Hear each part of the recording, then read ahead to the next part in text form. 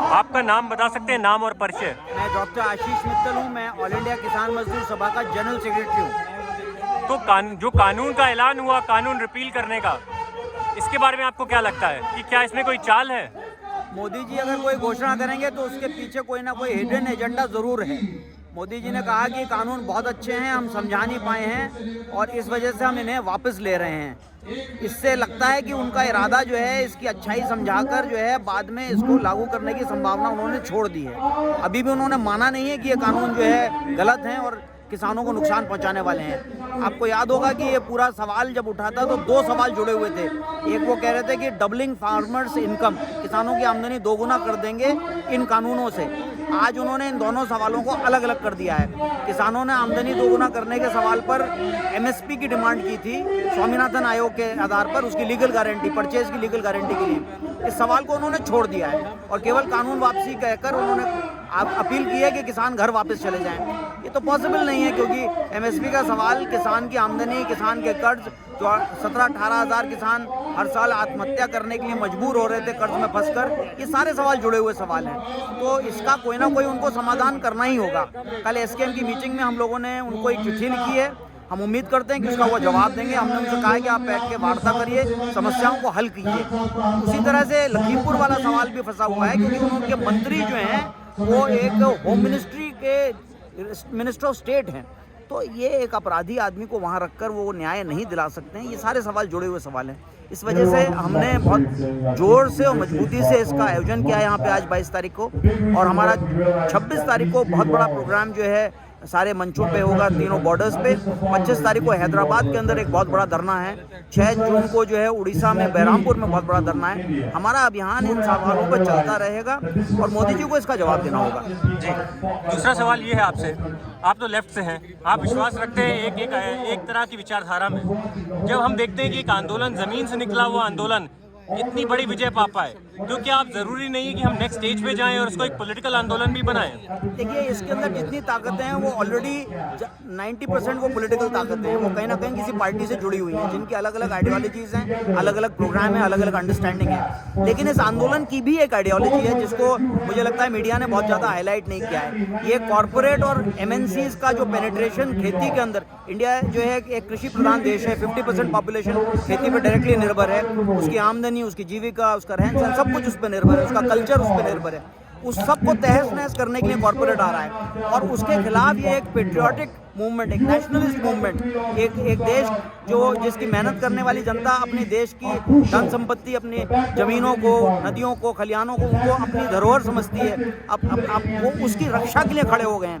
तो ये एक बहुत बड़ी आइडियोलॉजी इसके अंदर काम कर रही है, जो लोगों को प्रेरित कर रही है आज मंच पे आने की। लेकिन देखिए, सवाल ये है कि क्या ये आंदोलन अब अपनी जो पॉलिटिकल भूमिका है उसमें पूरा रूप में आएगा कि नहीं आएगा? क्योंकि देखिए, अगर एसकेएम हट के चला गया तो अपने आप किसान जो है बिना लीडरलेस हो जाएंगे।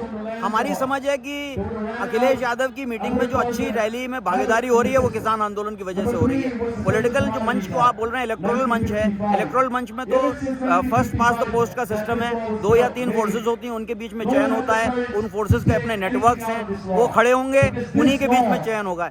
पॉलिटिकल उससे जितनी पॉलिटिक्स इलेक्शन से तय होती है उतनी ही होगी। किसान आंदोलन आज उस पॉलिटिक्स में एक नए हस्ती के तौर पर नहीं खड़ा हो सकता है, ना खड़े होने का उसका कोई एजेंडा है। किसान आंदोलन का इतना एजेंडा है कि कॉर्पोरेट ना आए। तो अगर कोई पॉलिटिकल पार्टी साफ साफ तौर पर अगर इस एजेंडा पर किसानों के साथ खड़ी होती तो निश्चित तौर पर किसान आंदोलन उससे डायरेक्टली जुड़ जाता। प्रॉब्लम यह है कि ऑपोजिशन पार्टीज भी इस सवाल पर डायरेक्टली जुड़ी हुई नहीं है। अगर कोई पार्टी जुड़ेगी निश्चित तौर पर उसका फायदा होगा। लेकिन ये जो अलग अलग समझ के आधार पर पूरे देश भर के किसान एक हुए हैं, ये एक नई चीज़ है, एक नई जागृति है जो देश के अंदर उठ रही है, जो एक देशभक्ति की जागृति है। मैं वापस उस बात पे आ रहा हूँ। निश्चित तौर पर ये देश की पॉलिटिक्स को प्रभावित कर रहा है, क्योंकि देश की पॉलिटिक्स में किसानों के सवाल पर बीजेपी को बोलना पड़ रहा है, मोदी को कानून वापस लेने पड़े हैं। निश्चित तौर पर इन पार्टियों को भी बोलना पड़ेगा, पर यह साफ साफ तौर पर किसानों के समर्थन में ये नहीं उतरी है। इस बात को भी हाईलाइट करना जरूरी है। जी देखिए, वीपी सिंह, शायद से आप लेफ्ट के भी बड़े प्रिय प्रधानमंत्री थे। उन्होंने एक बात कही थी जाते जाते कि जब तक किसान राजनीति में नहीं घुसेगा उसका कोई ना कोई कॉर्पोरेट जरूर से दमन करता रहेगा, कोई ना कोई सरकार दमन करती रहेगी। आज उनकी बात को जो है 20 साल हो गए हैं, लेकिन आज वो बात बिल्कुल सच्ची लग रही है। किसानों को पॉलिटिक्स में घुसाने का मतलब है कि सरकार के अंदर इलेक्शन प्रोसेस के अंदर घुसाना, ये बात तो नेता लोग बहुत पहले से ही कहते रहे हैं, क्योंकि किसानों को वोट चाहिए होता है उन्हें। वो अपने आप को भी किसान का नेता मानते हैं, किसान अपने आप को किसान मानते हैं। देवेगौड़ा भी अपने आप को किसान का बेटा कहते थे। तो ये किसान के नाम पर राजनीति करना कोई नई बात नहीं है। इसका मतलब ये नहीं है कि वो किसानों की समस्याओं को संबोधित करते रहे। किसानों की बदहाली 80 के दशक में बहुत ज़्यादा हुई, उसको हल करने के लिए ये लिबरलाइजेशन पॉलिसीज आई, और लिबरलाइजेशन पॉलिसीज ने किसान को इतना कर्जे में उतार दिया कि आत्महत्याएं करने के लिए मजबूर हुई।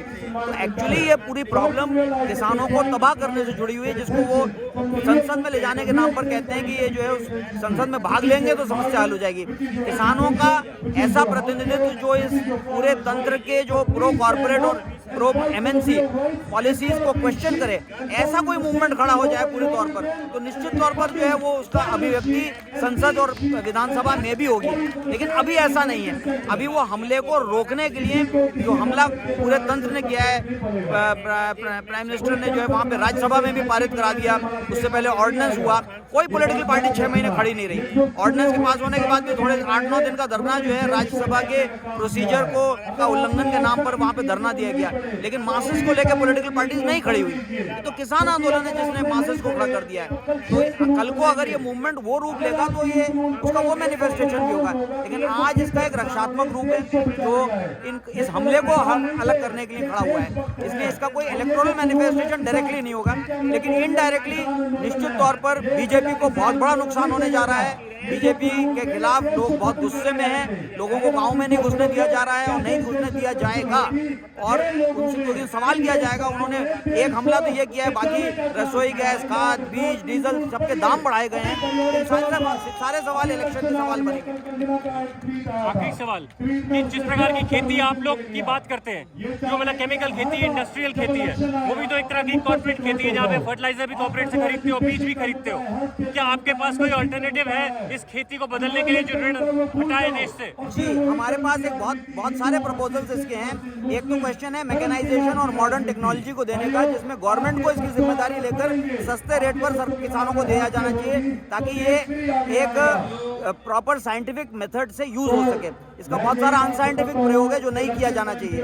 और दूसरा है कि पूरे क्रॉपिंग पैटर्न को इस तरह से किया जाना ताकि वो एनवायरनमेंट फ्रेंडली क्रॉपिंग पैटर्न बने। और तीसरा सवाल है कि किसान को उस तरह की खेती करने के लिए उतनी आमदनी सुनिश्चित करना ताकि उसका जीवन चल सके, ताकि वो आसानी से इस तरह के जो है कंपनियों के प्रचार का शिकार ना हो, उसके वजह से जो है पूरी खेती को तबाह ना कर दे, जैसा कि पंजाब और हरियाणा के अंदर केमिकल खेती की वजह से पूरी तबाही मची है। उसका वो उस तरह की बात ना हो सके, उसके लिए ये 3 प्रपोजल्स हैं। हम लगातार गवर्नमेंट को लिखते रहे हैं, गवर्नमेंट को इस सवाल पर कोई डिस्कशन भी कंडक्ट करने को राजी नहीं है, क्योंकि वो एक तरफा ढंग से कॉर्पोरेट पॉलिसीज पे चल रही है। ये नॉर्मल मामलों के जो है ग्रीन रेवोल्यूशन के समय था, उसको भी पीछे से लागू किया गया बिना किसानों से चर्चा किए, और इस पॉलिसी को भी बिना किसानों से चर्चा किए लागू किया जा रहा है। ठीक है, थैंक यू वेरी मच। हम हैं कुछ लोगों के साथ जो उत्तर प्रदेश से हैं, इनमें से एक जन इलाहाबाद जमुना पार से हैं और बाकी लोग लखीमपुर से हैं। पहले बात करेंगे लखीमपुर के लोगों से कि भाई साहब आपका परिचय बताएं। मेरा नाम मास्टर अमरजीत सिंह है, मैं निघासन का रहने वाला हूँ। तो भाई साहब ये रैली जो हुई, ये मोटा मोटा लखीमपुर खीरी के लिए हुई ये रैली? जी हाँ, ये लखीमपुर खीरी के लिए जो हमारे अभी तक 5 किसान जो है गाड़ी से कुचलकर मार दिए गए, उसके लिए जो आज तक सरकार ने अभी भी कुछ नहीं किया। हाई कोर्ट जिसके लिए बड़ा एक्शन ले रही है, तो कुछ दबाव में वो काम कर रहे हैं, लेकिन अभी भी जिसका बाप मंत्री होगा, राजगृह मंत्री होगा, उसके बेटे को कैसे सज़ा मिल सकती है? पहले तो दोषी उसका बाप है। जब तक वो मंत्री पद से नहीं हटेगा तब तक दोषियों को सज़ा नहीं मिल सकती है। पहली हमारा मुद्दा यही था इसका। दूसरा, जो हमारे मोदी जी ने कहा था कि हम ये तीनों कृषि कानून वापस ले रहे हैं, कहा तो मोदी जी ने ये भी था कि हम 15 लाख खाते में सबके डालेंगे, सबको कनेक्शन फ्री देंगे, सबको गैस कनेक्शन फ्री देंगे, लेकिन उन्होंने फ्री में कुछ नहीं दिया, चमड़ी उधेड़ ली सबकी। तो इसलिए हमको जो वो आउटडोर से लेके आए थे बिल, वो हम चाहते हैं कि इनडोर से उनको वापस कराएं और संसद में जाके कहें 750 किसान जो हमारे शहीद, उनके प्रति क्षमा मांगे, उनके परिवारों को मुआवजा दें, नौकरी दें, और उसके बाद में पूरे सदन में इस बिल को पास करके पूरी तरह से निरस्त करें। तब हमारी ये जो है पंचायत आज इसीलिए रखी गई थी, और जो बड़ी हद तक जो है कामयाब रही। हमारा ये तब तक ऐसे चलता रहेगा जब तक जो है सरकार पूरी तरह से हमारे सारे कानून, हमारे जितने भी उन्होंने कानून लगाए, उसको निरस्त नहीं करती है, हमारी शर्तें मानती नहीं है, तब तक हम लोग अनवरत ऐसे ही आंदोलन करते रहेंगे। भैया फिर से नाम बता दीजिए अपना। अमरजीत सिंह। अमरजीत सिंह। भाई साहब आप कहाँ से हैं? मुंबई निघासन से। तो भाई साहब थोड़ा सा बताइए क्या उगाते हैं आप, क्या चीज़ की खेती करते हैं? हम बस यही गेहूँ धान गन्ना बस यही क्या खेती रेट मिलता है जी? करते हैं। 1100। 1100? हाँ। तो सरकार की एमएसपी तो और ज़्यादा है। अरे है तो ज़्यादा लेकिन मिल तो नहीं पाता है, मिलता तो हमें वही 1100 है। तो क्या बिना एमएसपी के कानून के ये आंदोलन सफल होगा? नहीं होगा, नहीं होगा। नहीं होगा। भाई साहब आप बताइए आपका परिचय? मैं भी लखीमपुर से ही हूँ। क्या नाम है आपका? गुरप्रीत सिंह। तो गुरप्रीत जी ये बताएं कि आप नवयुवक हैं, क्या आप खेती करना चाहते हैं? जी हम कर रहे हैं खेती, कर रहे हैं। हमारी दुकान भी है, खेती भी कर रहे हैं। पापा हमारे खेती करते हैं, जब वो आ जाते हैं दुकान पे हम खेती करने लगते हैं। अच्छा, जी। लेकिन क्या आपके भाई बंधु बहनें सब खेती में जुड़ना चाहते हैं कि सरकारी नौकरी चाहते हैं या बाहर शहरों में जाना चाहते हैं, क्या चाहते हैं वो लोग? नहीं, हम लोग खेती से जुड़े हुए हैं तो फार्मिंग ही करते हैं। अच्छा, तो अभी रबी में क्या लगाएंगे? इसमें गेहूँ का चल रहा है, गेहूँ बो दिया हमने। गेहूँ बो दिया। जी। चलो जी। अभी धान हमारा नहीं बिक पाया है, 1150 का रेट है, हमने नहीं बेचा, अभी हमारा पड़ा हुआ है। अच्छा, वैसे आइए आप बताइए आपका परिचय? मेरा नाम जसवंत सिंह है जी, मैं भी निगाह तहसील से आया है। अच्छा भाई साहब आपके यहाँ खेती का क्या पहर है ये बताइए? खेती का जी मेरे यहाँ बहुत ही दुर्दशा है, क्योंकि पहले तो कुछ तो बाढ़ से ही नुकसान हो गया है और आने वाले समय में सरकार ने ही बिल्कुल ध्वस्त कर दिया, जो कि थोड़ा बहुत किसी का धान बचा हुआ था वो भी औने पौने में बिका है, जो कि नामुमकिन में बिका हुआ है। इससे ही हमारे जो क्षेत्रवासी गाँववासी हैं सभी तहस मैं अभी बताना चाहता हूँ, हमने खेती की बात की, हमारे क्षेत्र में बाढ़ आई तो हमारे एक सांसद प्रतिनिधि हैं वहीं पे, जिस जगह पे बिल्कुल बाढ़ का नामो निशान नहीं आया वहाँ पर तो उन्होंने खूब बंटवाया राशन, सब कुछ सुविधाएं दी। जो लोग बेचारे डूब गए, जिनकी फसलें चली गई, उनको अभी तक कुछ भी एक दाना नहीं मिला खाने को लिए, वो बेचारे अन्न खाने के लिए तरस रहे हैं कि कहाँ से मिलेगा, इसे मांग जान के वो खा रहे हैं। ये हमारे वहाँ की कंडीशन है हमारे क्षेत्र की। भैया अगर इलाहाबाद की ओर चलें तो पहले अपना परिचय आप दे दीजिए लोगों के लिए। हम भीमलाल हैं, यमुना पार से हैं और इलाहाबाद की समस्या मुख्य रूप से है। यमुना पार में दो तरह की खेती होती है, एक तो खेती पर होती है, दूसरा पहाड़ में खनन का काम और नदी में खनन काम होता है। आधी आबादी जो है खेतों में जीवित है, दूसरा जो है इन खदानों में जीवित रहे। लेकिन आज खेती में की हालत यह है कि कंपनियों की जो लागत की सामग्री है लगातार उनका रेट बढ़ता चला जा रहा है। डीजल, खाद, बीज, कीटनाशक दवाएँ, और किसान जो उत्पादन करता है गेहूँ, धान, हरी सब्जी, ये सारी इनका कोई रेट नहीं मिल पा रहा है। लागत से कहीं मतलब कि नीचे स्तर पे जाके मिल रहा है। लोग किसान खुशहाल ये है, पूरा परिवार उसमें खुश है कि चलो हम अपने घर में अपनी मजदूरी कर रहे हैं, किसी तरह से परिवार चल रहा है। लेकिन जो जिस तरह से अगर ये महंगा लगातार है खेती में, अगर ऐसा चलता रहा किसान एक दिन खेती छोड़ देगा। और दूसरी तरफ नदी का खनन, पहाड़ का खनन, सरकार ने ऐसे कानून ला दिए हैं, ऐसे अध्यादेश ला दिए हैं, ऐसे ला दिए हैं कि नदियों से खनन बंद करा के बड़े माफियाओं को दे दिया है, बड़े कंपनियों को दे दिया है, जो घाट काट कर सूखी बालू उठा रहे हैं, जिससे नदी रास्ता बदल सकती है। और बड़े खदानों की बात करें पहाड़ों में, वो बड़े ब्लास्टिंग कर रही है, खेती बर्बाद हो रही, गाँव जो है हिल रहे हैं, मकान हिल रहे हैं। ये सरकार तबाही फैला रही है, एक तरफ खेतों में, दूसरे तरफ इन खदानों के माध्यम से।